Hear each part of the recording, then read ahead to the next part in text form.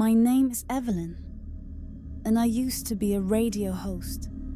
I loved connecting with people, sharing stories, and bringing a little light into their lives. But that all changed after the last broadcast. This is the story of what happened that night.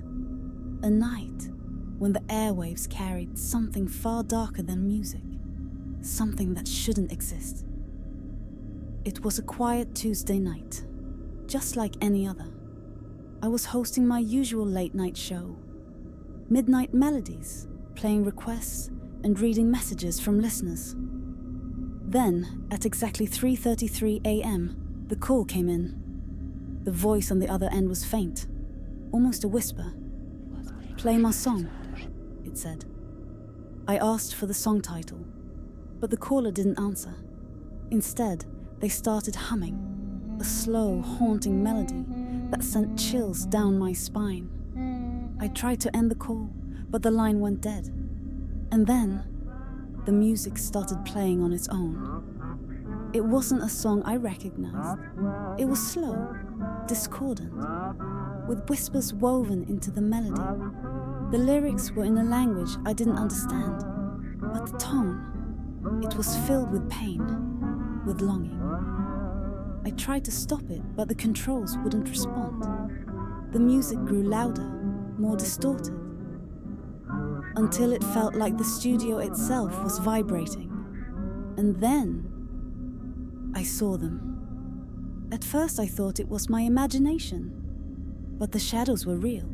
They moved on their own, twisting and stretching, forming figures that danced to the music. One of them stepped forward, its face hollow, its eyes glowing faintly. It reached for me, its fingers brushing against the glass of the control booth. I screamed, but no sound came out. The music drowned everything, my voice, my thoughts, my sanity. The next morning, I dug into the station's history. That's when I found it. A story from 50 years ago. A late-night host had played a mysterious song, one that drove his listeners to madness. Some claimed they saw shadows moving in their homes. Others, they vanished without a trace. The station was shut down, the song erased from existence. But now, it was back, and it wanted me. That night, I went back to the studio. I had to know the truth. The moment I stepped inside, the music started again. The shadows were waiting, their hollow eyes fixed on me. "Play my song," the voice whispered, louder this time. I tried to resist, but my hands moved on their own, adjusting the dials, cranking the volume. The music filled the air, the shadows closing in around me. And then, I saw him. The host from 50 years ago. His face was twisted in agony, his mouth moving in time with the song. "You're part of it now," he said. "The song never ends." I don't know how I got out.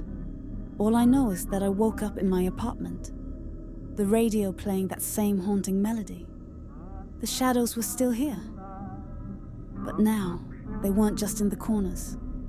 They had shape, they had form, and they were getting closer.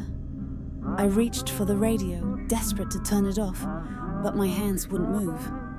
My fingers twitched, trembling as if resisting some unseen force. The melody curled around me, seeping into my skin, crawling into my bones. And then, the phone rang. I stared at it, frozen. A single thought pounded in my mind. Don't answer.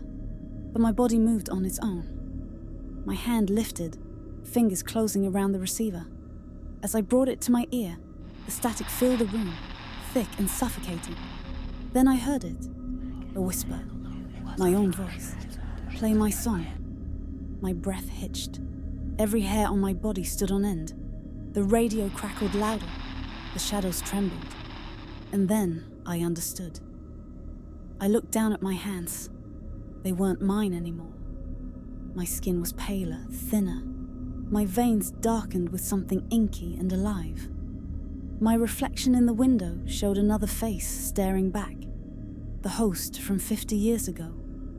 His lips moved in sync with mine, his voice crawling through my throat. "You're part of it now."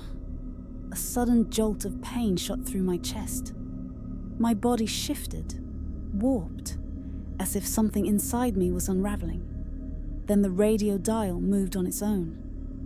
The station frequency flickered, changing, reaching out across the airwaves. Somewhere out there, another radio turned on. Somewhere out there, someone was listening.